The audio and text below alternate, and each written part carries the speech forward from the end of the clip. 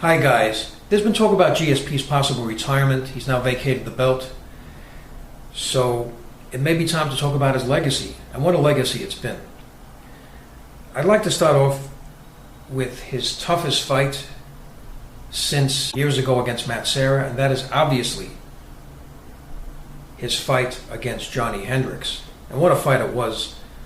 A real battle, great fight. I had the fight 48-47 GSP, and what it really came down to, if you watch the fight, especially a second time, and analyze it, it was significant strikes landed versus total strikes landed. So if you have to decide between the two, and in addition to that, GSP getting more takedowns,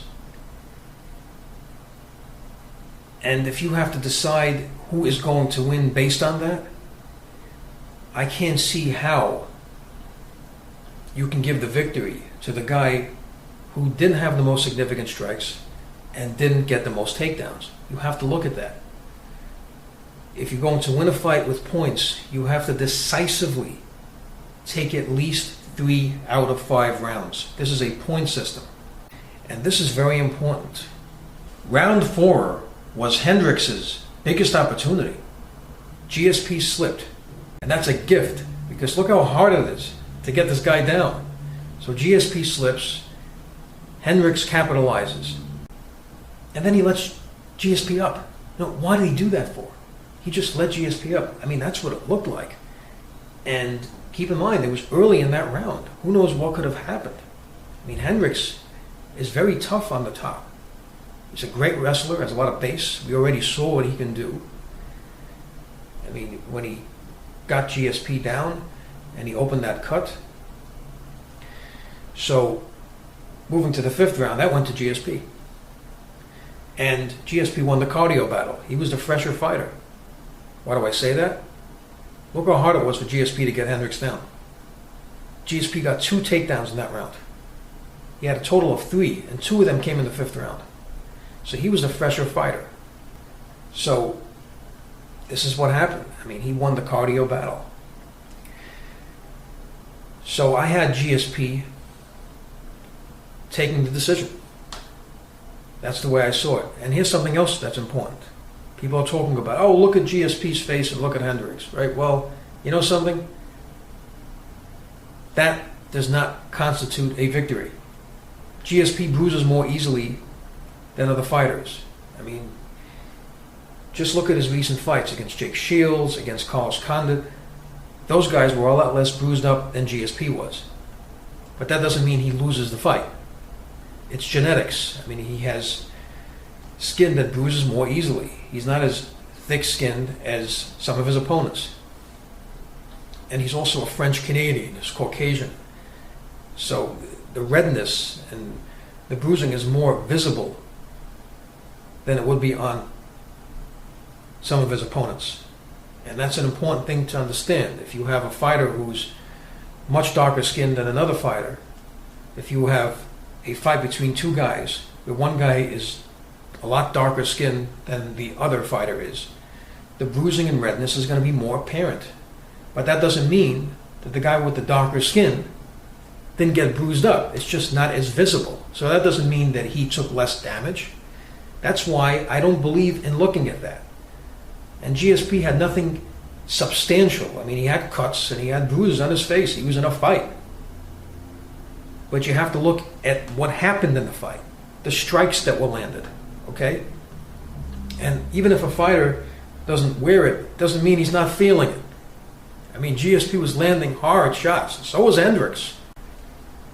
But the overall significant strikes were landed by GSP. So I had him win the fight. Now, if you look at his career throughout, he is the longest reigning champion with consecutive victories, right behind Anderson Silva. No one has gone so long and has so many consecutive victories besides Anderson Silva and GSP. And here's something else to consider. The welterweight division is the most stacked division in UFC history right now. This division is crazy stacked. I mean, just go down the line. I see at least 10 guys that could contend for a title. And he is the champion of this division. Now, how do you rank GSP?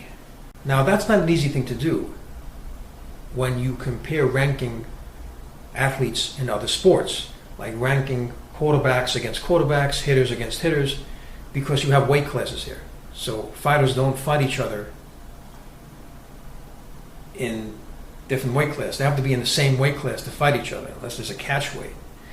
You know, GSP is a welterweight. He's been a welterweight throughout his professional career. That's his weight class, and it's based on his size. And so what you have to do is you have to look at him in the pound-for-pound all-time rankings. So you have to look at it relative to his size. And that's important. You know why? Because GSP is not even a big welterweight. You know, he's only 5'10". Yeah, he's a big, powerful, muscular guy, but 5'10". I mean, he's fighting guys that are bigger than he is. I mean, Condon is 6'2". Jake Shields is 6 feet tall. Dan Hardy is 6 feet. I mean, a lot of the guys that he's fighting are big. They're taller than he is, rangier than he is. I think Condon was one of his toughest fights because, man, it's a difficult guy to fight. Very dangerous. He's got long legs, long reach. He uses his range very well. He uses his reach very well. So if you look at that, you know, that's very important, that he's fighting guys bigger than he is and he's having success.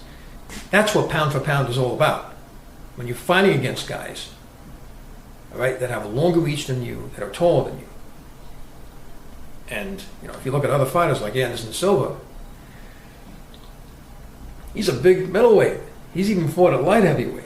I mean, he's 6'2", big guy, long reach. Against most of his opponents, he's the bigger guy. And then look what happened. He faced Chris Weidman, who, by the way, is Silva's height and has a longer reach. That's pretty important when you're showboating, and then, you know, the guy's reach is substantial when you're trying to evade getting hit. That's an important thing to look at. So based on that, you know, that's what pound for pound's about. You're able to overcome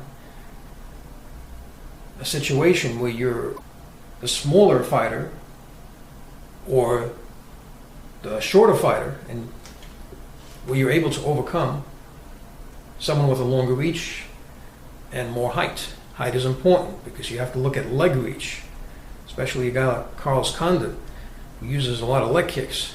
And it's important when a fighter is taller. So, you know, based on what he's done throughout his career,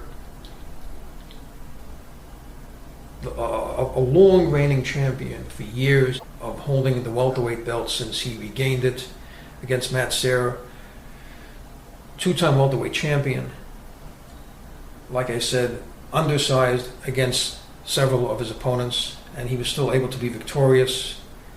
He's fighting in an era of the most stacked division in UFC history. Pound for pound, I have to put him as second of all time. And who's first? That'll be Fedor Emelianenko. Fedor, obviously, talk about size, very undersized at heavyweight, and went undefeated for 10 years. So I have Fedor number one, and I have GSP number two pound for pound fighter of all time. So what do you think? What do you think about GSP's career? What do you think about his legacy? Who do you think is the pound for pound best of all time? Where do you see GSP ranking in pound for pound best of all time? I would like to know what you think. Please leave your comments. Please subscribe. Please like up this video. And thank you for tuning in.